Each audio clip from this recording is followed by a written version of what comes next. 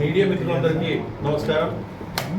ఈరోజు ఎన్డీఏ కూటమి ప్రభుత్వం అధికారంలోకి వచ్చి 2 సంవత్సరాలు పూర్తయినటువంటి సందర్భంగా గత వైఎస్ఆర్ కాంగ్రెస్ పార్టీ ప్రభుత్వంలో వైఎస్ జగన్మోహన్ రెడ్డి పాలనలో రాష్ట్రంలో దళితులపైన ఏ విధంగా దాడులు జరిగాయి, దళితులు ఏ విధంగా అన్యాయానికి గురయ్యారనేటువంటి విషయాన్ని ఈరోజు మా దళిత సమాజానికి మరొకసారి గుర్తు చేయాల్సినటువంటి అవసరము, బాధ్యత మా అందరిపైన ఉందని చెప్పేసి ఈరోజు మీడియా మిత్రుల ద్వారా మీ అందరికీ మీ ముందుకు వచ్చామని చెప్పేసి సందర్భంగా మీకు తెలియజేస్తా ఉన్నాము.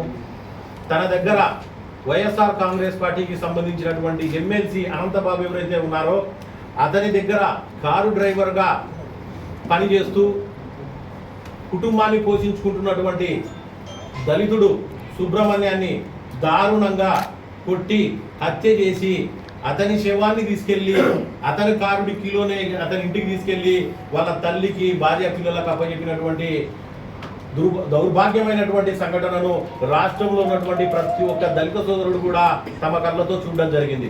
ఇక్కడ ముఖ్యమైనటువంటి విషయం ఏమంటే 2019 ఎన్నికల సమయంలో రాష్ట్రంలో ఉన్నటువంటి ప్రతి ఒక్క దళితుడు కూడా వైఎస్ఆర్ కాంగ్రెస్ పార్టీకి ఓటు వేసి వైఎస్ జగన్మోహన్ రెడ్డిని అధికారంలోకి తీసుకురావడానికి కీలకమైనటువంటి పాత్ర పోషించారనేటువంటి విషయాన్ని మర్చిపోయినటువంటి వైఎస్ జగన్మోహన్ రెడ్డి ఒక దళిత యువకుడిని హత్య చేసినటువంటి ఎమ్మెల్సీ అనంతబాబును ఎన్నికల ప్రచార సమయంలో తన పక్కన హెలికాప్టర్లో కూర్చోబెట్టుకుని, అదేవిధంగా ఎన్నికల ప్రచార సమయంలో బహిరంగ వేదికల తన పక్కన కూర్చోబెట్టుకుని ఆయన ఊరేగడం జరిగింది.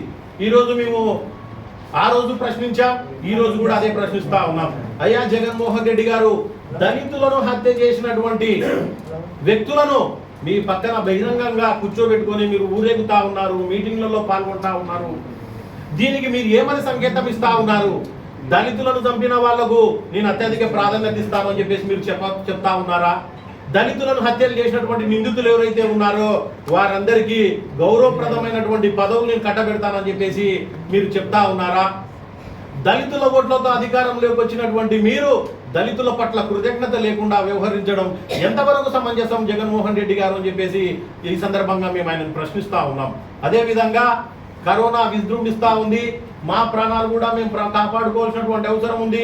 మాకు భార్య బిడ్డలు ఉన్నారు, దయచేసి మాకు N95 మాస్క్ ఇవ్వండి, మా ప్రాణాలు కాపాడుకోవడానికి అని చెప్పేసి ఆ రోజు దళిత వైద్యుడైనటువంటి డాక్టర్ సుధాకర్ గారు N95 మాస్క్ అడిగితే ఆయనను విధుల నుండి తొలగించి ఆయనను చిత్రహింసలకు గురి చేసి అక్రమ కేసులతో ఆయనను ఒక ప్రజలకు ప్రాణం పోసే వైద్యుడు అనేటువంటి విషయాన్ని కూడా మర్చిపోయి ఆ రోజు జగన్మోహన్ రెడ్డి ఆధీనంలో పనిచేసినటువంటి పోలీసు వారు అత్యుత్సాహం ప్రదర్శించి ఆ రోజు డాక్టర్ గారి చొక్కా ఉండదీసి నడి రోడ్డుపై పడుకోబెట్టి చేతులు వెనక్కి విరిచి కట్టి లాఠీలతో బూట్లు కాళ్ళతో కొట్టి ఆయనను హింసించి చివరికి ఆయన మానసికంగా కుంగిపోయి చనిపోవడానికి కారణమయ్యింది వైఎస్ఆర్ కాంగ్రెస్ పార్టీ ప్రభుత్వం, వైఎస్ జగన్మోహన్ రెడ్డి. ఇది ఎంతవరకు సమంజసమో రాష్ట్రంలో ఉన్నటువంటి నా ప్రతి ఒక్క దళిత సోదరుడు కూడా గుర్తుంచుకోవాల్సినటువంటి అవసరం ఉంది. ఇలాంటి దళిత ద్రోహి జగన్మోహన్ రెడ్డిని రేపు రాబోయేటువంటి పంచాయతీ ఎన్నికల్లో కావచ్చు, స్థానిక సంస్థల ఎన్నికల్లో కావచ్చు, అదేవిధంగా 29లో రాబోయేటువంటి సార్వత్రిక ఎన్నికల్లో కావచ్చు, వైఎస్ఆర్ కాంగ్రెస్ పార్టీని మన ఎస్సీలమందరూ కూడా మరోసారి ఘోరంగా ఓడించాల్సినటువంటి అవసరం ఉంది. దళిత ద్రోహి జగన్ రెడ్డిని ఎటువంటి పరిస్థితుల్లో కూడా అధికార పీఠంలో కూర్చోబెట్టడానికి వీలు లేదని చెప్పేసి నా దళిత సమాజానికి ఈ సందర్భంగా నేను చేతులెత్తి నమస్కరిస్తా ఉన్నాను. దయచేసి ఆలోచించండి సోదరులారా, మన ఆడబిడ్డలు అత్యాచారాలకు గురయ్యారు.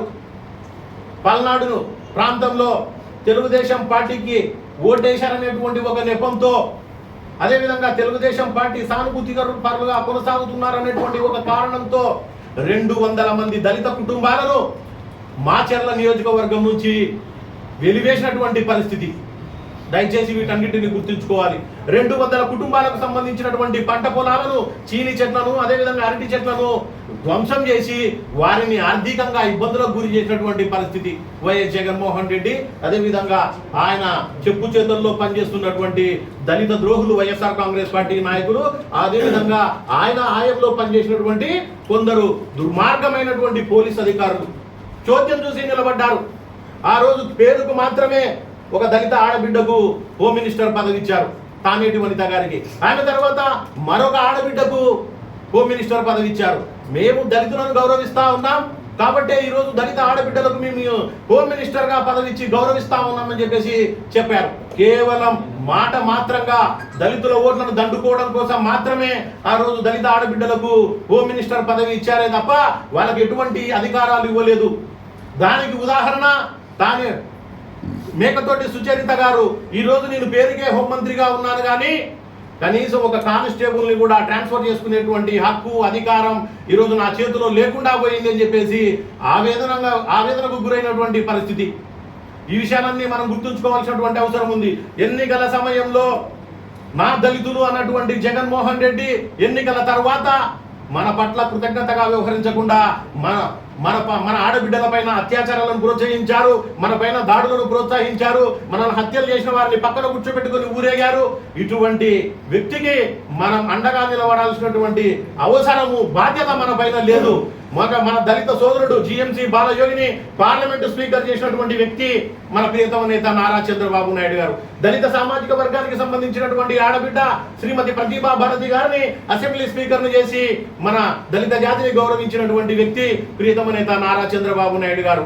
అదేవిధంగా మైనారిటీ సామాజిక వర్గానికి సంబంధించినటువంటి భారతదేశం గర్వించదగ్గ సైంటిస్టు అబ్దుల్ కలాం గారిని రాష్ట్రపతిని చేసినటువంటి ఒక గొప్ప నాయకుడు ప్రియతమ నేత నారా చంద్రబాబు నాయుడు గారు. అదేవిధంగా కేఆర్ నారాయణ ఒక దళిత సామాజిక వర్గానికి సంబంధించినటువంటి కేఆర్ నారాయణ గారిని రాష్ట్రపతిని చేయడంలో కీలకంగా వ్యవహరించినటువంటి ఒక గొప్ప నాయకుడు ప్రియతమ నేత నారా చంద్రబాబు నాయుడు గారు. అంతెందుకు ఈ రోజు మా బీసీ సామాజిక వర్గానికి సంబంధించినటువంటి ఆడబిడ్డ గుడిచ కృష్ణమ్మ గారు జిల్లా అధ్యక్ష స్థానంలో కూర్చున్నారంటే అది తెలుగుదేశం పార్టీ యొక్క సామాజిక న్యాయాన్ని సిద్ధాంతానికి ఒక ఉదాహరణ అని చెప్పేసి సందర్భంగా మేము తెలియజేస్తా ఉన్నాం. ఎస్సీలంటే గౌరవం లేదు, ఎస్టీలంటే గౌరవం లేదు, ముస్లిం మైనారిటీలంటే గౌరవం లేదు, అదేవిధంగా బీసీలంటే గౌరవం లేదు. ఏ వర్గాలన్నా కేవలం జగన్మోహన్ రెడ్డికి ఓటు వేసేటువంటి ఒక బానిసలుగా మాత్రమే చూశారే తప్ప ఏ రోజు కూడా ఎస్సీలను, ఎస్టీలను, బీసీలను, మైనారిటీలను ప్రజలుగా చూడలేదు. వాళ్ళని గౌరవించాల్సినటువంటి బాధ్యత తన పైన ఉందని ఆలోచించలేదు. అటువంటి జగన్మోహన్ రెడ్డికి రాజకీయ సమాధి కట్టాల్సినటువంటి బాధ్యత ఎస్సీల పైన, ఎస్టీల పైన, బీసీల పైన, మైనారిటీ సోదరుల పైన, ప్రతి ఒక్కరి పైన ఉందని చెప్పేసి తెలియజేస్తూ ఈ అవకాశం ఇచ్చినటువంటి పెద్దలకు అదేవిధంగా మీడియా మిత్రులకు హృదయపూర్వక నమస్కారాలు తెలియజేస్తూ ముగిస్తా ఉన్నాను.